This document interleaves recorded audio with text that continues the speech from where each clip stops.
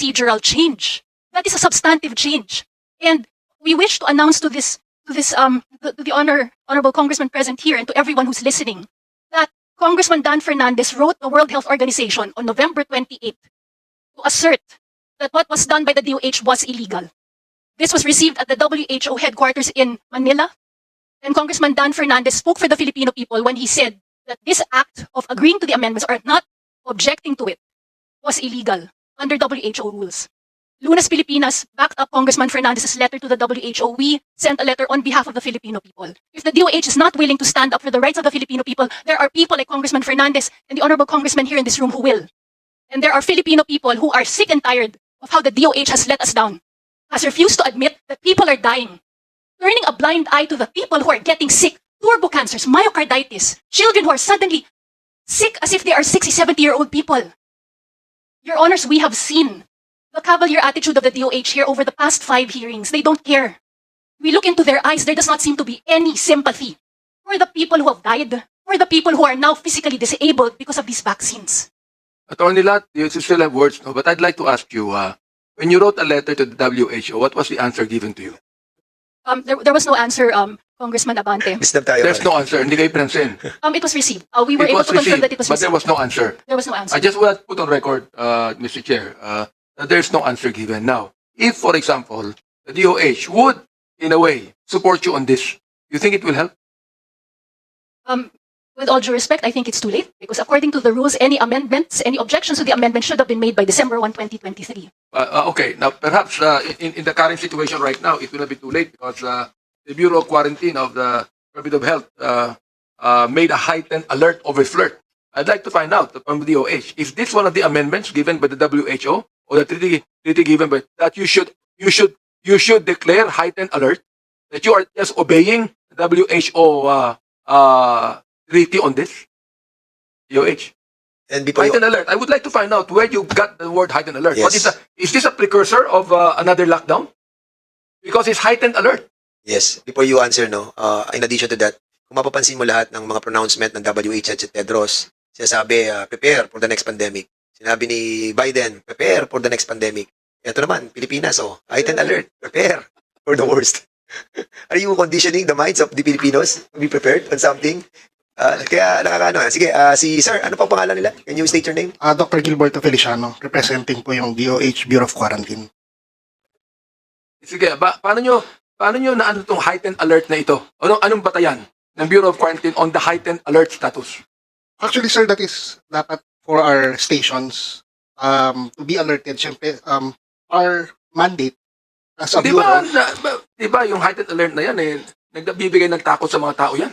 Sir, dapat kasi yan yung that is supposed to be given to our stations from the NCR, the whole of the Philippines, in all our international airports and seaports, because that is our mandate that we should look for and prevent the entry of other of all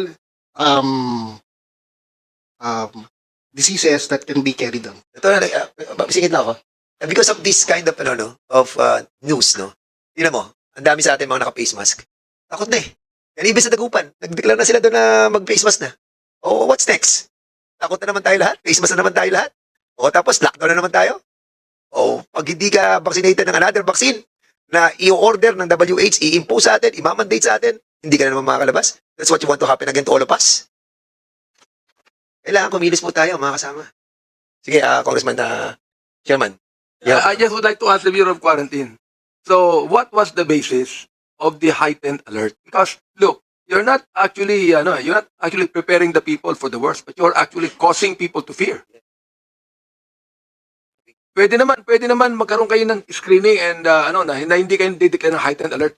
Kaya ang tanong ko, is that a precursor to later on lockdown natin tong ating bansa because of that? Saan nyo nakuha ito? Is this one of the agreements made in the World Organization that whenever a new COVID virus comes in, that the country should once and for all begin to say heightened alert? Saan nyo nakuha ito? Your Honor, as the order was directed to Who ordered? Who ordered? our director, Director Sino Salcedo. ang director nyo? Director Salcedo po. He's a doctor, right? Yes po. Okay. So, anong order niya? This is order to all station chiefs that are manning both all international airports and seaports. That directive was for them, and a copy was made to the Department of Health. Unfortunately, we do not know who leaked that out because that is primarily because our mandate is to watch for You still incoming. have work. Yun ang problema sa Pilipinas. Palagi may nagli-leak. Ano? Now, I just would like to find out, who advised your director to order heightened alert? Kasi sir, mandate naman talaga po namin yan. We are Plano always nyo, plano nyo. out in the lookout for any aside for not only for COVID but also for other diseases that can potentially come in. On the heightened alert, we have the data because primarily we are looking at we do not want to increase the number of Sir, anong naging basis niyo? Kasi nabasa ko rin sa mga different news, ano? Meron din sa Amerika, meron din sa Europe, meron naman sila X-disease, meron naman sila iba-ibang mga ilalabas na naman na hindi mo malaman kung saan nanggagaling yung barometer nila on trying to say that there is a alert virus that come out. Tapos, meron din sa kanilang iba namang klase ng virus that come out as well. Para bang nagiging nagiging, what do you call that? To sow fear to the community, kailangan sabi mo may virus na nandiyan sa labas.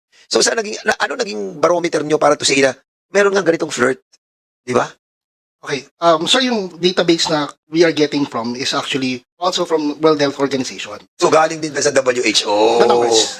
Yes, sir. Ayan. At least Because then, Your Honors, as we said, we are looking at as our mandate to protect our country for incoming diseases. We would like to emphasize that in order to really be prepared in all to prevent the further lockdowns or any other excessive use of Okay. Congressman Acop, you have the floor. Director, siguro naman meron kayong protocol or criteria when you have to declare heightened alert or high alert or whatever. Kasi, pag pinakikinggan ko po kayo doon sa heightened alert, ibig sabihin, alert na kayo. Di po ba? Otherwise, you wouldn't heighten the alert. Tama? yes po. O, ano po yung kondisyon na naka-alert tayo?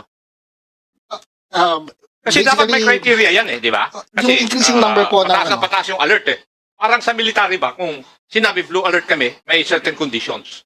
O nag-red alert, meron din kaming conditions. Ngayon, doon po sa inyong bureau, meron po bang conditions o criteria rin? Basta nag-declare na lang kayo ng heightened alert without trying to find out whether certain criteria have been are existing.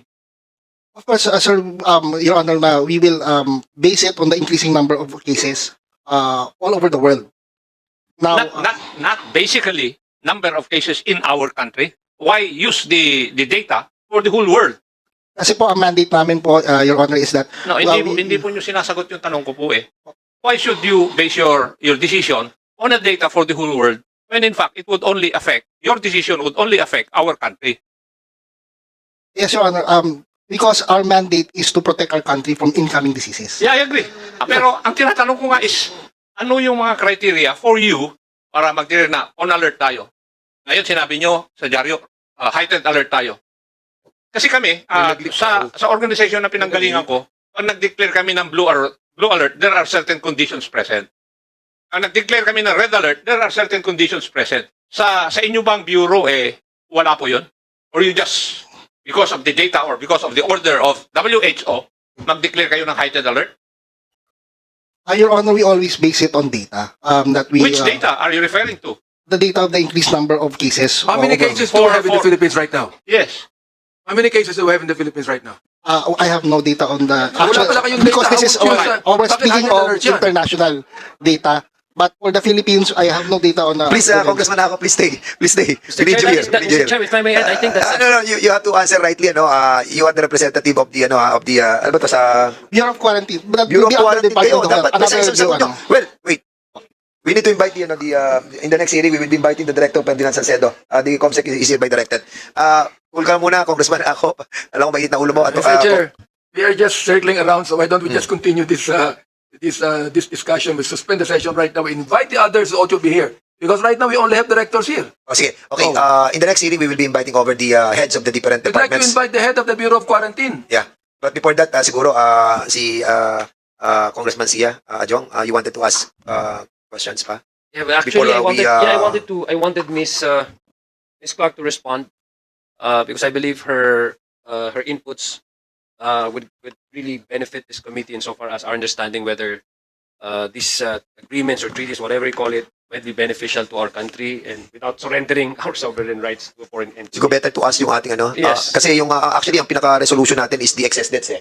At alam natin na almost 297,000 noong time na pinal ko yung resolution, yung sobrang namatay na hindi alam ang kadahilanan. So we wanted also to ask yung mga proponent dati nung sila sino yung Sally? How many excess debts are already recorded by the PSA? I have a presentation we could show. I've been monitoring the deaths reported by the PSA covering 2021, 2022, and now 2023. We can, Ilang minutes yan? How many minutes? if we have cumulative deaths up until No, I mean how many minutes is your presentation? only 6 slides, very quick. Okay, sige, go ahead. Yeah, just to give an image of what's happening. I'd like to update on the latest excess deaths in the Philippines.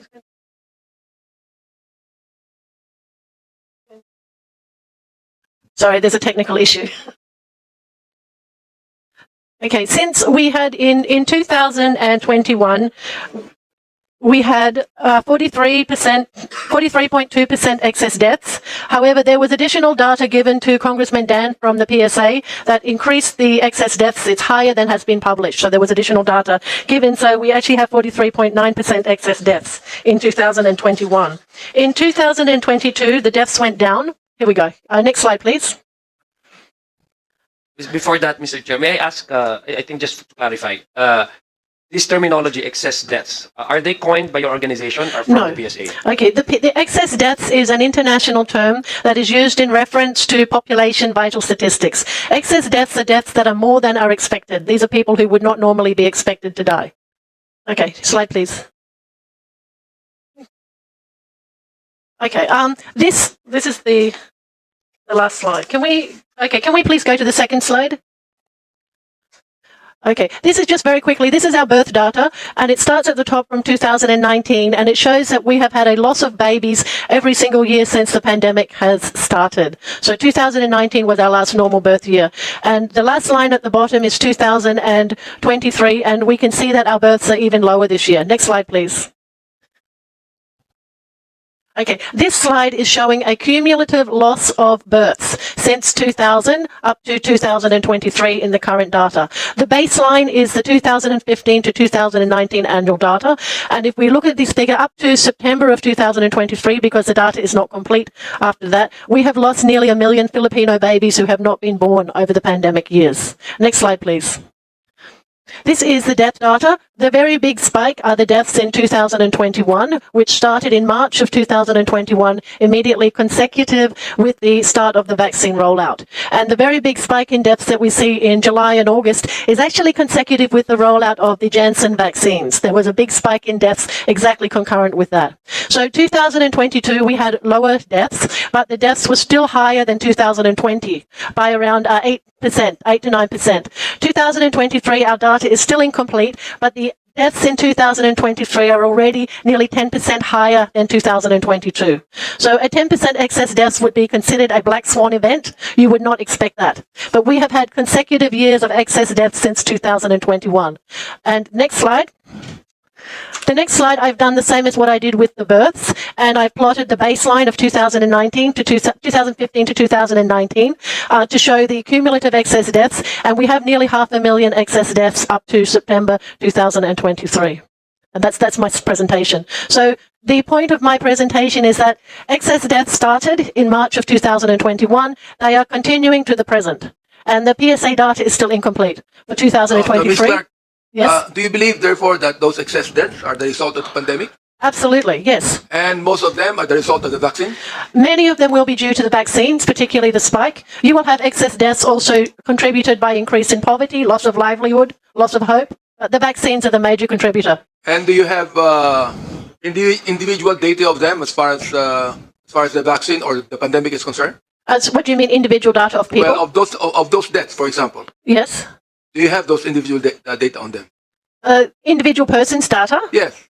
We only have some case studies that I was able to get from the US VAERS system, where there was a description of